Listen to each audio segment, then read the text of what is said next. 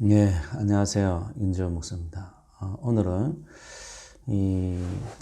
지난번에 이어서 아담과 하와가 선악과를 먹었던 그 의미에 대해서 한번 살펴보고자 합니다. 우리 초신자일수록 혹은 이 하나님에 대한 어떤 경험, 일대일 간의 어떤 만남, 이런 것들이 없는 사람일수록 이 선악과를 먹은 것에 대해서 사람들이 너무 쉽게 생각하는 경향이 있습니다. 그런데 이제 뭐 결과만 놓고 보자면, 사람들이 뭐 선악과를 먹은 게 그렇게 뭐 대단한 거냐, 야, 너무한 거 아니냐, 뭐 이렇게 생각할 수 있지만, 결과만 놓고 보면 아주 심각하죠. 이 선악과를 먹은 지가 지금 6천 년가량이 지나가는데, 그 선악과를 먹은 영향력이 지금도 이제 계속되고 있는 거거든요. 그래서 이 결과를 보면 이 선악과를 먹은 것은 굉장히 심각하고, 굉장히 어떤 심각한 또 이 죄였던 거예요. 그러니까 우리가 바라보는 어떤 선악과를 먹은 이 사건의 의미, 뭐 이런 의미보다도 하나님의 관점에서 조금 더 다른 이 성경의 관점, 하나님의 관점에서 이 선악과를 먹은 것에 대한 어떤 의미를 살펴볼 필요가 있습니다. 우리가 생각하던 것보다도 더 심각한 의미가 있겠죠, 당연히. 그래서 우리가 이제 뭐 다른 것도 마찬가지지만 이 성경을 바라볼 때 혹은 우리가 생활할 때 항상 명심해야 될 게 나는 내 관점으로 바라보고 있다는 거예요. 나는 내 시대, 내 민족, 내 언어, 내 문화 이런 관점에서 이 세상을 바라보고 이 성경을 보고 읽지만은 이제 성경에서는 모든 역사의 주인이 하나님이라고 이야기를 하고 하나님의 관점에서 세상을 바라봐야 된다라고 이야기를 합니다. 그러니까 이 선악과를 먹은 것에 대해서도 하나님의 관점에 대해서 바라볼 필요 있습니다. 역사의 주인공은 하나님이시고 우리 지금 이 세상, 이 대한민국이라든지 이 세계를 운행해 가시는 분도 하나님이세요. 하나님이 세상을 창조하셨고 하나님께서 세상을 운행해 가시며 하나님께서 만물의 주인이십니다. 그러니까 당연하게 하나님의 관점에서 이 세상을 바라봐야 됩니다. 자, 그러면 이 선악과를 먹은 것의 의미가 뭐냐? 하나님께서 아담에게 이 선악과를 먹으면 정령 죽는다라고 이야기를 했어요. 그럼에도 불구하고 하와가 준 이 선악과를 먹었지 않습니까? 그 의미는 이 하나님 말을 안 믿었다는 거예요. 하나님의 어떤 불순종 이전에 그 이전에 하나님 말씀을 명확하게 믿지를 않았기 때문에 이런 사건들이 생겨났습니다. 그래서 하나님을 믿지 않은 거예요. 그래서 또 하나는 나아가서 하나님께서 이 세상을 창조하실 때 아담과 하와를 믿고 이 세상을 맡기셨고 이 세상을 다스리게 하시고 이 세상을 어떤 경작하게 하신 것 아니겠어요? 그런데 이 선악과를 먹음으로 인해서 하나님의 어떤 믿음, 하나님께서 아담과 하와를 신뢰하는 그 하나님의 믿음을 배신한 겁니다. 하나님의 신뢰를 배신한 거죠.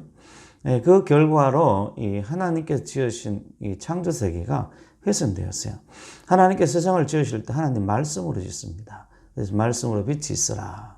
그리고 뭐 다른 것도 다 이 말씀으로 지었죠. 근데 이 말씀으로 지어진 이 창조 세계가 이 아담과 하와에게 그 말씀이 훼손되고 빗나가 버린 거예요. 창조의 질서가 훼손돼 버린 거죠.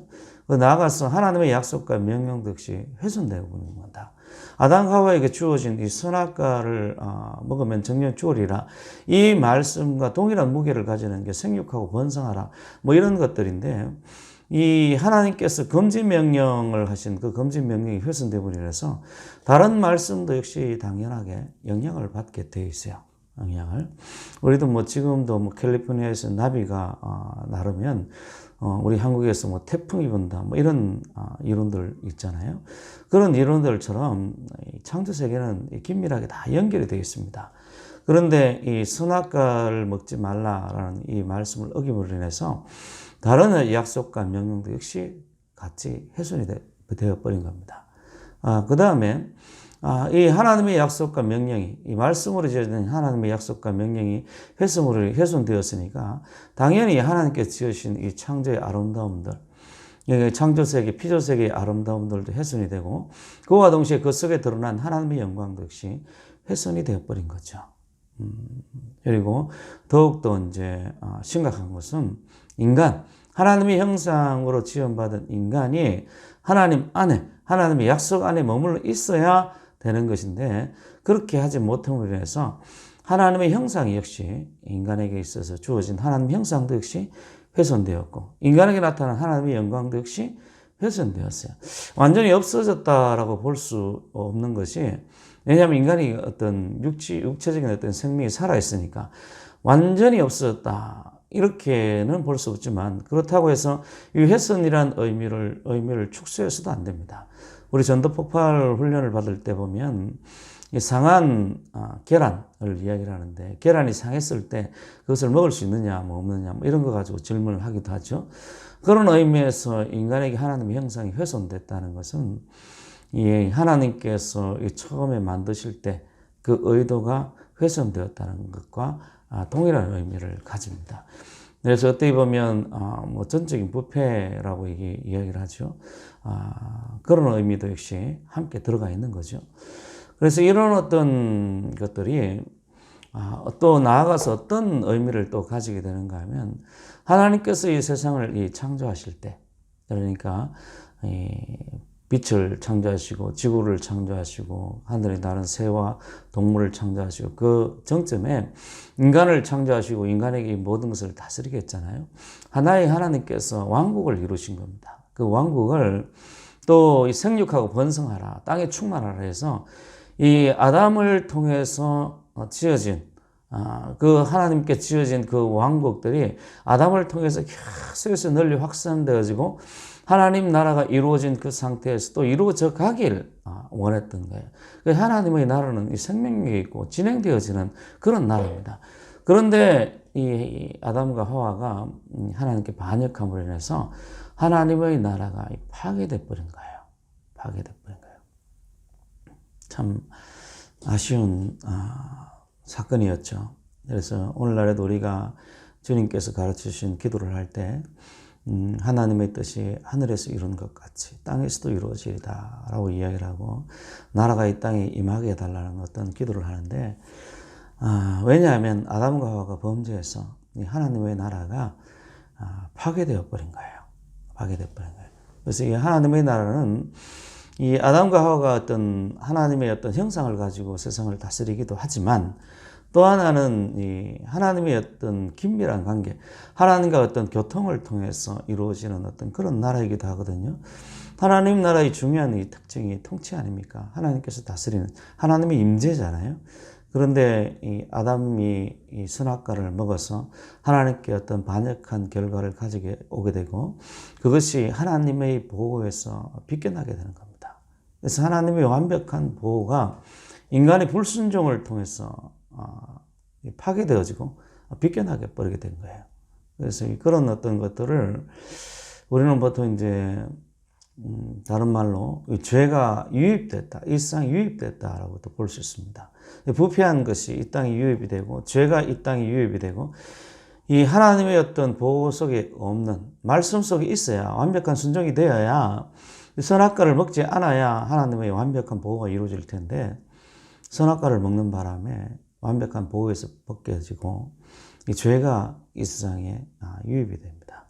그래서 하나님이 지으신 이 지구상에 이 죄악이 유입이 되어서 이후에 태어나는 모든 인류가 그 죄의 영향을 받고 죄 중에 태어나게 되는 거예요. 이 죄로 훼손된 세상 가운데 태어나게 되고 죄로 훼손된 그 영혼 가운데서 태어나게 됩니다. 그래서 우리 개혁신학에서는 그것을 원죄라고 이야기를 하는데 거기에 대해서는 뭐 여러 가지 있을 수 있지만 어쨌든 이후에 태어나는 모든 인류가 이 죄 중에 태어나게 되었어요.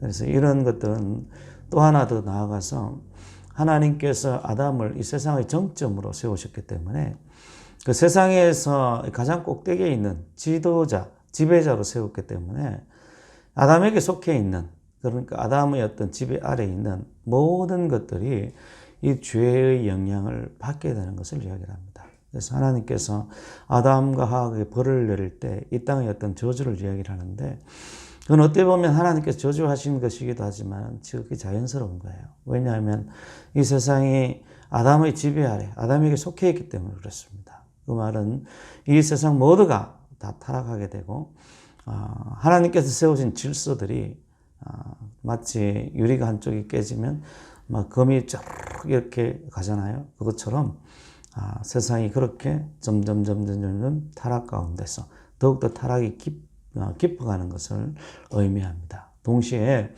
하나님께서 보시기에 좋았더라, 세상에 복을 주셨는데 동시에 이 하나님의 축복에서 이 만물이 빗겨남을 의미합니다. 따라서 이 하나님께서 처음에 인간에게 하나님의 숨결을 부어주셔서 원래 영생을 얻기로 작정되었지만은 영생을 죄 때문에 영생을 얻지 못하고 타락하게 돼버린 거죠. 그 말은 이제 인간이 하나님의 보호, 하나님의 어떤 영생, 하나님의 나라의 백성으로서 그렇게 살아가는 것이 아니라 구원이 필요한 존재, 멸망받기로 예정된 존재, 그렇게 되었다는 거예요. 세상의 관리자에서, 세상의 지배자에서 그 지위가 변화되어서 구원이 필요한 존재, 멸망받을 수밖에 없는 그런 존재. 그러니까 인간의 마음속에 욕망이 잉태되어서 죄를 낳고 이 죄의 결과가 죽음, 멸망, 사망입니다. 그래서 구원이 필요한 존재가 되었어요. 그래서 하나님께서 참 자비하신 하나님의 은혜가 이런 어떤 인간의 죄, 그러니까 인간에게는 이제 더 이상 축복이 기다리는 것이 아니라 고통과 저주만이 남게 되었죠. 그런 인생에게 하나님께서 여전히 관심을 기울이고 여전히 그 사람의 눈길, 불꽃 같은 눈동자가 사람들에게 떠나지 않았던 겁니다. 어쨌든 아담과 하와가 지었던 죄는 쉽게 간과될 수 있는 부분이 아닙니다. 물론 죄를 지은 입장에서는 그것이 대단치 않아 보일지 모릅니다. 오늘날에도 많은 사람들이 보면 자기의 죄는 아무렇지도 않게 여기고 다른 사람의 죄는 크게 여기는 경향이 있는데 아담과 하와의 죄도 역시 그렇게 여기는 경향이 있더라고요. 그렇게 보시면 안 돼요. 오늘날 많은 사람들이 자신들이 지은 죄에 대해서 무감각하게 보이는데 그러면 안 됩니다. 모든 죄라는 것은 하나님 앞에의 범죄입니다. 다윗도 그렇게 이야기를 하죠. 나단 선지자가 책망했을 때 내가 죽게만 범죄하여 밧세바 간음하고 자기 부하 우리아를 죽였던 그 사건에 대해서 내가 주님 앞에 범죄했다라고 이야기를 합니다. 모든 범죄는 하나님 앞에 지어진 범죄고 또 이런 어떤 범죄는 기본적으로 하나님과 원수된 것, 하나님에 대한 이 반역의 의미가 담겨져 있습니다. 그리고 그 죄의 결과는 우리가 상상하는 것, 그 누구도 마찬가지예요. 우리가 상상하는 것보다 더 큰 결과를 가져온다는 것을 기억하셔야 됩니다. 그래서 아담과 하와가 지었던 죄악은 오늘날 우리 인간들이 짓는 죄악과 다른 부분이 많아요. 왜냐하면 그것이 최초의 죄악이기 때문에 그렇습니다. 그리고 이후에 태어난 사람들은 죄 중에 태어났기 때문에 아담과 하와가 지은 죄와는 조금 다릅니다. 어쨌든 분명한 것은 이 죄는 우리가 상상하는 것보다 더욱더 심각하다는 거예요. 심각하다는 거예요. 그래서 이 죄를 느끼면 느낄수록 깊이 느끼면 느낄수록 그 사람은 더욱더 경건한 사람입니다. 여러분들이 오늘 이 선악과를 먹은 것의 의미를 간략하게 수술했지만 이것을 조금 더 묵상하고 깊이 생각해서 이 죄라는 것이 참 무섭구나 하는 것을 오늘 뼛속 깊이 생각하시는 그런 성도들이 되길 바랍니다. 감사합니다.